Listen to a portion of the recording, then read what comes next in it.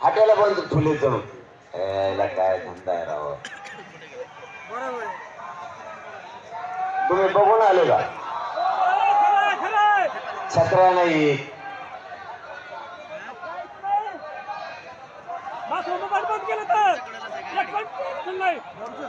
म्हणजे याचं कारण असं आहे, हे बघा, जैन मताला तुम्हाला किंमत द्यावा लागेल. राजकारणाला ऐकून तुम्हाला जैन मताचं मत काय, एक मताने लोक काय सांगतात याला सुद्धा किंमत द्यावा लागणार. तुम्ही आम्हाला इथे येऊन सांगणार गोड गोड बोलणार, तसं काही नाही. मी मोकळा नाही ते ऐकायला.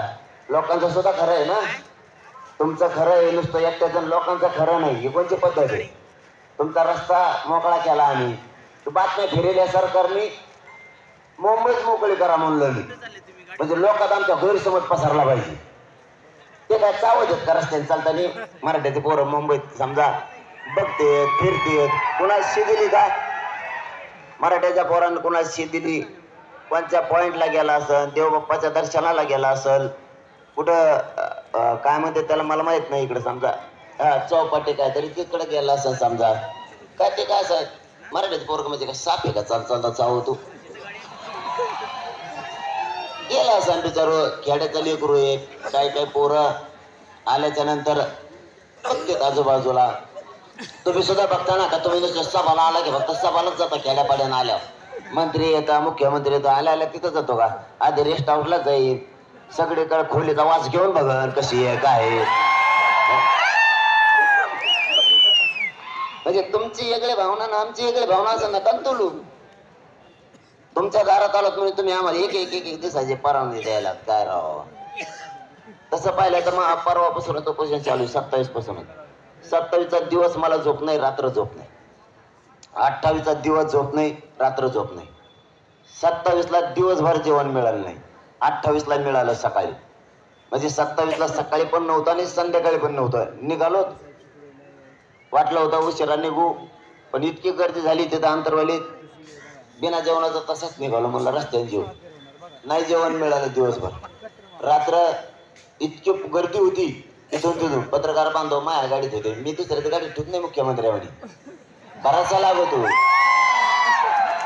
बराचसा लागतो. हे बघ आपल्या गाडीत नका ठेवू, शूटिंग फिटिंग करते ना, करून दे ना. त्याला काय खोटं बोलायचंय तेव्हा जे बोलायचं ते ओपन मीडियाच्या समोर, चर्चा करायची मीडियाच्या समोर, सगळं ओपन. रात्रभर जेवायला नाही मिळालं 27ला. 28ला सकाळी जेवलो. जेच तिथून पुढे मेळ हुकला, दुपारच्याला थोडं गाडीवर बसून जेवलो. ते काय जमलं नाही, जेवता आलं नाही, थोडंच जेवलो. म्हणजे 28च्या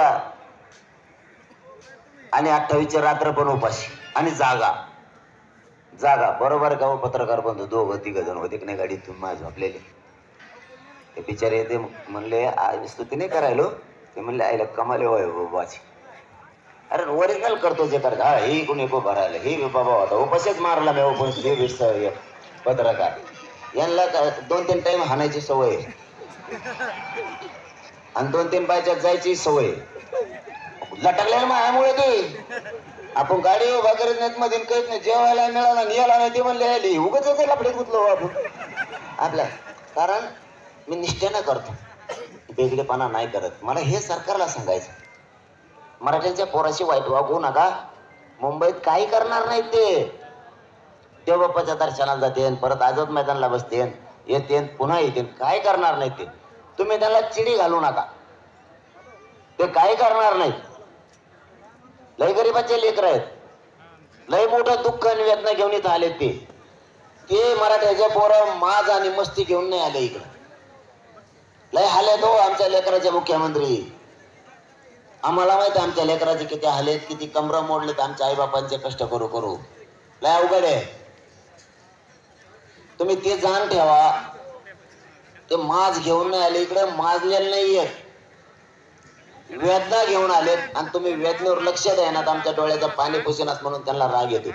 बरं तुम्ही लवकर नका का पुसिनात, मी उपोषण करून करून मेल्यावर मग द्या, हरकत नाही, काय अडचण नाही माझी. मी बलिदान द्यायला तयारच झालेलो आहे.